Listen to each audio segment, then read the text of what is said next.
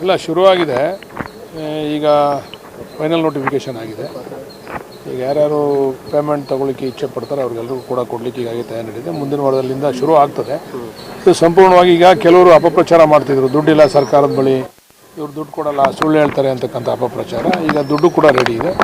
ಯಾರ್ಯಾರಿಗೆ ಇಚ್ಛೆ ಇದೆ ಅವ್ರೆಲ್ಲ ಕೂಡ ದುಡ್ಡು ತೆಗೆದುಕೊಳ್ಳೋದು ಕೆಲಸ ಶುರು ಆಗ್ಬೋದು. ಒಂದು ಕಡೆ ಬಸನಗೌಡ ಪಾಟೀಲ್ ಎತ್ನಾಳ್ ಹೋಗಿದ್ರು, ಮೊನ್ನೆ ಪ್ರತಿಭಟನೆಯಲ್ಲಿ ಭಾಗವಹಿಸಿದ್ರು. ಅಲ್ಲಿ ಸದನದಲ್ಲಿ ನಾನು ಹೋರಾಟ ಮಾಡಿದ್ರು, ಮಾಡಬಾರ್ದು ಅಂತ. ಮತ್ತೊಂದು ಕಡೆ ಕುಮಾರಸ್ವಾಮಿ ಅವರು ಬಿಜೆಪಿ ನಾಯಕರು ಇಲ್ಲ, ಈಗ ಬಸನಗೌಡ ಪಾಟೀಲ್ ಯತ್ನಾಳ್ ಅವರು ಹೋರಾಟ ಮಾಡೋದ್ರಲ್ಲಿ ಅರ್ಥ ಇದೆ. ಯಾಕಂದರೆ ಅವರು ಈಸ್ ನಾಟ್ ದಿ ಇದಕ್ಕೆಲ್ಲ ಅವ್ರದ್ದೇನು ಭಾಗಿ ಇಲ್ಲ. ಆದರೆ ಕುಮಾರಸ್ವಾಮಿ ಅವರು ಹೋರಾಟ ಮಾಡ್ತೀನಿ ಅಂತಕ್ಕಂಥದ್ದು ಹಾಸ್ಯಾಸ್ಪದ. ಕಾರಣ ಯಾಕಂದರೆ ಕುಮಾರಸ್ವಾಮಿ ಅವರೇ ಇದನ್ನು ಮಾಡಿದಂಥವ್ರು. ಅವತ್ತು ಕುಮಾರಸ್ವಾಮಿ ಅವರು ಇದಕ್ಕೆ ಅಡಿಗಲ್ಲಿ ಹಾಕಲಿಲ್ಲ ಅಂದಿದ್ರೆ ಬಹುಶಃ ಇದು ಪ್ರಾರಂಭನೇ ಆಗ್ತಿರಲಿಲ್ಲ. ಇದನ್ನು ಮಾಡಬೇಕು, ಇಲ್ಲೊಂದು ಟೌನ್ಶಿಪ್ ಆಗಬೇಕು ಅಂತಕ್ಕಂಥದ್ದು ಆಸೆ ಇಟ್ಕೊಂಡಿದ್ದಂಥವ್ರೆ ಕುಮಾರಸ್ವಾಮಿ ಅವರು. ಅದಕ್ಕೆ ಅವ್ರು ಹೋರಾಟ ಮಾಡೋದ್ರಲ್ಲಿ ಅರ್ಥ ಇಲ್ಲ. ಬಸನಗೌಡ ಪಾಟೀಲ್ ಯತ್ನಾಳ್ ಅವರು ಹೋರಾಟ ಮಾಡೋದ್ರಲ್ಲಿ ಅರ್ಥ ಇದೆ. ಅದಕ್ಕೆ ನಾವು ಸೂಕ್ತವಾದಂಥ ಅಸೆಂಬ್ಲಿನಲ್ಲಿ ಉತ್ತರ ಕೊಡ್ತೀವಿ. ನಾವು ದೇವೇಗೌಡರು ಹೇಳ್ತಾ ಇದ್ದಾರೆ ಸಿದ್ದರಾಮಯ್ಯದಲ್ಲಿ ಒತ್ತಡಕ್ಕೆ ತಿಳ್ಕೊಂಡಿದ್ದಾರೆ, ಮಾತಾಡ್ತಾ ಇಲ್ಲ ಅಂತ. ಅಂದ್ರೆ ಮುಖ್ಯಮಂತ್ರಿ ಆದಂಥ ಸಂದರ್ಭದಲ್ಲಿ ಮುಖ್ಯಮಂತ್ರಿ ಪತ್ರ ಬರೀತೀನಿ ಮಾತಾಡ ದೇವೇಗೌಡರು ಕೂಡ ಹೇಳ್ತಾರೆ. ಅಲ್ಲ, ದೇವೇಗೌಡರು ಮಗ ಅವ್ರಿಗೇನೆ ಅವಾಗ ಅವರು 18ರಲ್ಲಿ ಅಧಿಕಾರಕ್ಕೆ ಬಂದಾಗ ಪತ್ರ ಬರೆದು ಬಿಡಿಸಿದ್ರೆ ದೇವೇಗೌಡರು ಅವ್ರು ರೈತರ ಪರ ನಿಜವಾಗ್ಲೂ ಕಾಳಜಿ ಇದ್ದಿದ್ರೆ ಅವತ್ತೇ ಅವ್ರು ಬಿಡಿಸ್ಬೋದಾಗಿತ್ತಲ್ವ. 18ರಲ್ಲಿ ಅವ್ರ ಮಗನೇ ಮುಖ್ಯಮಂತ್ರಿ ಅಲ್ವಾ. ಯಾಕಯ್ಯ ಹಿಂಗೆ ಮಾಡ್ತಾ ಇದೆಯಾ ನೀನು ಬುಡಯ್ಯ ಅಂತೇಳಿ ಅವತ್ತೇ ಪತ್ರ ಬರೆದಿದ್ರೆ ಮುಗಿದೋಗ್ತಿತ್ತಲ್ಲ. ಅವ್ರ ಮಗನ ಕೈ ಡ್ರಾಪ್ ಮಾಡಿಸ್ಬೋದಾಗಿತ್ತು. ರಾಜಕೀಯ ಬದಲಾವಣೆ ಆದಂಗೆಲ್ಲ ಮಾತುಗಳು ಬದಲಾವಣೆ ಆಗಬಾರ್ದು. ಮಾತು ಸ್ಥಿರವಾಗಿರಬೇಕು. ಯಾವತ್ತು ನಾವು ಏನು ಮಾತಾಡ್ತೀವಿ ಅದಕ್ಕೆ ಸ್ಟಿಕನ್ ಆಗಿರಬೇಕು. ಇವಾಗ ನಮ್ಗೆ ಯಾರೋ ನಮ್ಮ ಶತ್ರು ಇದ್ದಾರೆ, ನಮ್ಮ ವಿರೋಧಿ ಇದ್ದಾರೆ, ನಾವೀಗ ವಿರೋಧ ಮಾಡೋಣ, ನಮ್ಮ ಪರ ಇದ್ದಾರೆ ನಾವು ಸುಮ್ಮನಿರೋಣ ಅಂತಕ್ಕಂಥದ್ದನ್ನು ಆಗಬಾರ್ದು. ದೇವೇಗೌಡರಲ್ಲಿ ಮನವಿ ಮಾಡ್ತೀವಿ.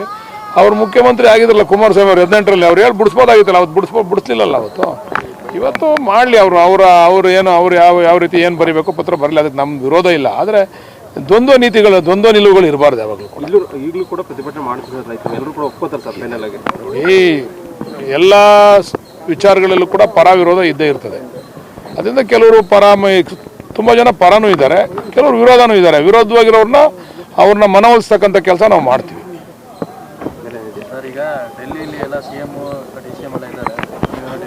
ಇಲ್ಲ ನಮಗೆಲ್ಲ ಇಲ್ಲೇನೆ ಹೈಕಮಾಂಡ್. ನಮ್ಗೆ ಯಾವ ಡೆಲ್ಲಿಲೂ ನಮ್ಮ ಹೈಕಮಾಂಡ್ ಎಲ್ಲ ಇಲ್ಲೇ ಇದೆ. ಇಲ್ಲ ಎಲ್ಲರನ್ನು ಭೇಟಿ ಮಾಡ್ತೀವಿ.